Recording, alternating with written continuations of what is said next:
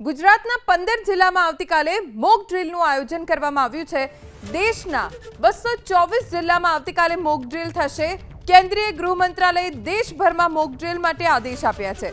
કેન્દ્રીય ગૃહ સચિવની આજે તમામ રાજ્યના અધિકારીઓ સાથે બેઠક છે। ગાંધીનગરથી મુખ્ય સચિવ સહિતના અધિકારીઓ વીસીમાં જોડાશે। રાજ્યના ભારત પાકિસ્તાન બોર્ડરવાળા જિલ્લામાં મોક ડ્રીલ યોજાવાની છે।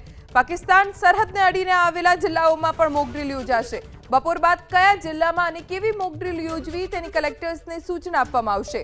સિવિલ ડિફેન્સના ડીજી મનોજ અગ્રવાલ, મુખ્ય સચિવ પંકજ જોશી વીસીમાં જોડાશે। સિવિલ ડિફેન્સ સાથે જોડાયેલા અન્ય અધિકારીઓ પણ વિડીયો કોન્ફરન્સિંગથી જોડાશે। દેશના 224 જિલ્લામાં આવતીકાલે મોક ડ્રીલ થશે।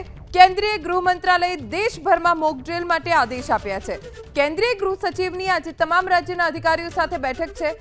ગાંધીનગરથી મુખ્ય સચિવ સહિતના અધિકારીઓ વીસીમાં જોડાશે।